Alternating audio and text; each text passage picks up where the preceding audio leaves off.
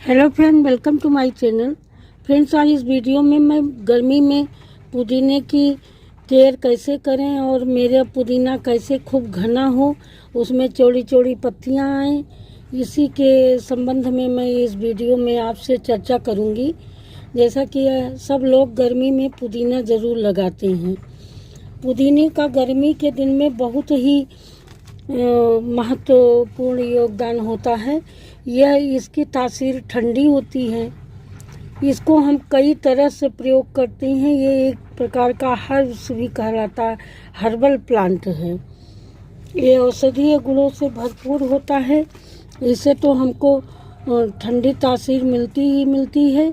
इसमें इतने विटामिन से इतनी तरह के औषधीय गुण पाए जाते हैं कि इसका उपयोग और भी ज़रूरी हो जाता है हमारे दैनिक जीवन में।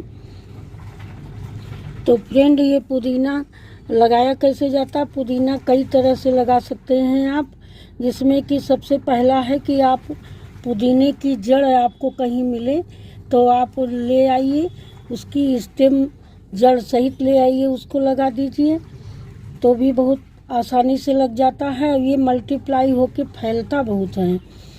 और दूसरा है कि आप सब्जी उब्जी वाले से जो खरीदते हैं पुदीना चटनी के लिए, तो उसमें जो मजबूत इस तरह से डार्क कलर की स्टेम हो, मजबूत स्टेम, उसको भी आप लगा सकते हैं। मैंने अपने इस पुदीने को वैसे ही लगाया है, सब्जी वालों से लिए हुए पुदीने को मैंने लगाया है। इसका वीडियो भी मेरे चैनल पे है, आप जाके देख सकते हैं। और तीसरा, इसको लोग सीड से भी लगाते हैं, लेकिन सीड से लगाने वाली प्रक्रिया थोड़ी जटिल होती है और उसका परिणाम लेट मिलता है हमको। तो फ्रेंड, चाहे भी जिस मेथड से आपने पुदीना लगाया हो, बट केयर सबकी एक समान होती है। उसकी केयर करने के लिए सबसे पहली बात तो आप इसके लिए पॉट, कोई गहरा पॉट ज़रूरत नहीं होती है। आपका 6 से 8 इंच का गहरा पॉट है तो इसके लिए पर्याप्त है।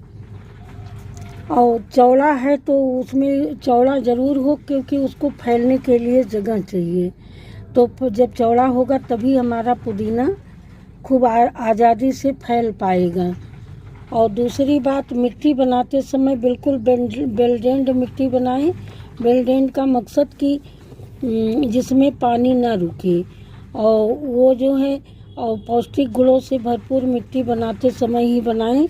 उसमें आप 60% गार्डन सॉइल, 30% गोबर की खाद, काऊ डंग मैन्योर, या आप पत्तियों की खाद, आप वर्मी कंपोस्ट, किचन वेस्ट, ये सब मिला सकते हैं।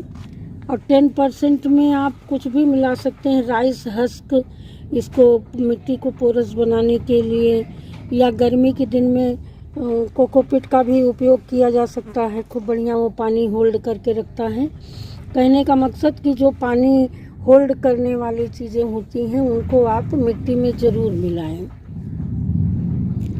अब बात आती है पानी की, तो इसकी मिट्टी को हमेशा नमी बनाए रखें। देखिए, इस तरह से मिट्टी बिल्कुल कीचड़ जैसी गीली भी ना हो, लेकिन मिट्टी में मॉइस्चर हमेशा मेंटेन रखना चाहिए, क्योंकि ये पत्तियां ही इसकी हमारे काम आती हैं।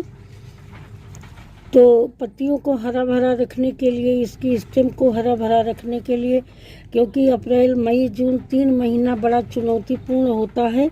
हमें अपनी सब्जी, हर प्रकार के प्लांट को बचाना, और ख़ासकर जो लीवी प्लांट मेरे होते हैं, जिनकी पत्तियों का ही हम उपयोग करते हैं, तो उनमें तो खासकर पानी बहुत महत्व रखता है। कभी कभी दोनों टाइम पानी देना पड़ता है।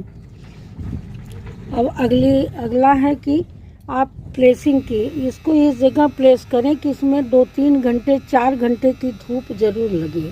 हर प्लांट के लिए धूप लगना बहुत ज़रूरी होता है। धूप में रखने से एक तो उसकी पौष्टिकता बढ़ जाती है, पौष्टिकता मेंटेन रहती है।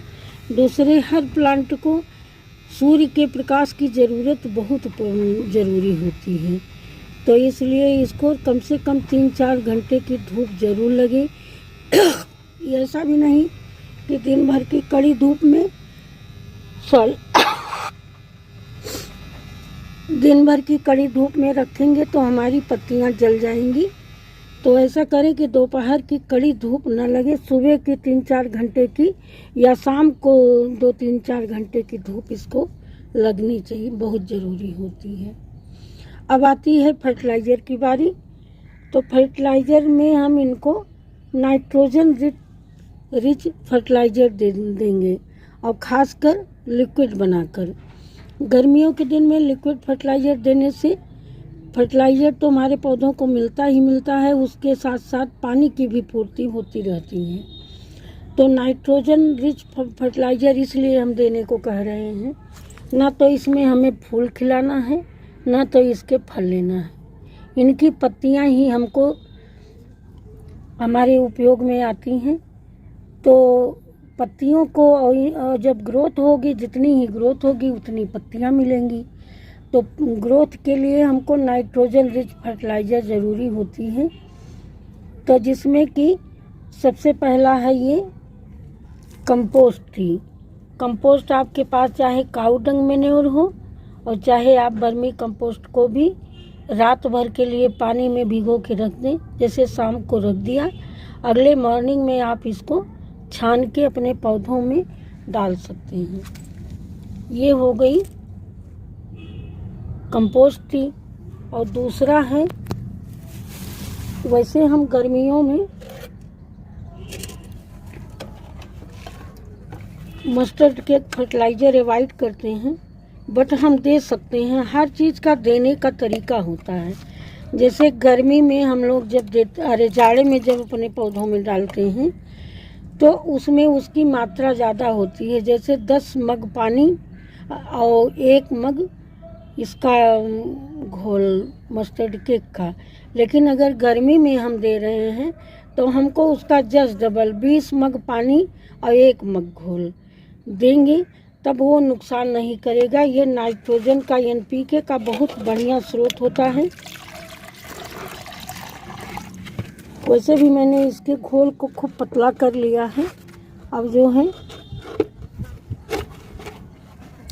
इसमें हम आधे से ज़्यादा पानी मिलाएंगे। इसका घोल खूब पतला कर लें, बस खाली इसमें उसका रंग भर बदल जाए। फ्रेंड, मैंने अभी 1 हफ्ते पहले ये काऊ डंग मैन्योर का लिक्विड दिया था, कंपोस्ट थी। अब आज मैं आपके सामने ये जो है मस्टर्ड केक फर्टिलाइज़र इसमें मैं डाल दे रही हूँ। मिट्टी गीली होनी चाहिए, मिट्टी बिल्कुल सूखी ना होनी चाहिए। इस तरह से मैं अपने इसमें डाल दूँगी। और तीसरी है ये चाय की पत्ती। ये देखिए, यूज्ड टी लीव्स या फ्रेश टी लीव्स की भी आप उपयोग कर सकते हैं। लेकिन जिस जगह हम यूज्ड टी लीव्स जो धुलकर सुखा कर रखते हैं, जहाँ उसका 4 चम्मच उपयोग करना है, वहाँ हम फ्रेश टी लीव्स 1 चम्मच उपयोग करेंगे। ये मेरा यूज्ड टी लीव्स का पानी है। तो आज मैंने एक फर्टिलाइज़र दे दी है, अब मैं इसको नहीं दूंगी। लेकिन ये चाय की पत्ती में भी नाइट्रोजन बहुत मात्रा में पाया जाता है।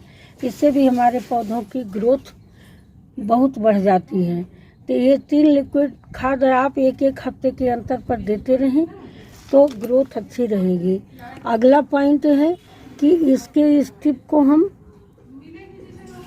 जितना ही इस तरह से कट करेंगे, उतना ही इस तरह से इसको उपयोग में ला लें।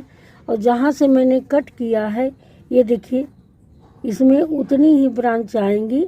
और जितनी ही ब्रांच होंगी, मेरा पुदीना घना हो जाएगा और हमको अगली बार ज़्यादा से ज़्यादा पुदीना इसमें से हार्वेस्ट करने को मिलेगा। तो ठीक है दोस्तों, मैंने पुदीने की केयर के बारे में आपसे चर्चा की। वीडियो कैसी लगी कमेंट करके ज़रूर बताइएगा। फिर मिलेंगे अगले वीडियो में नई जानकारी के साथ। तब तक के लिए thank you. Happy gardening. Take care friend.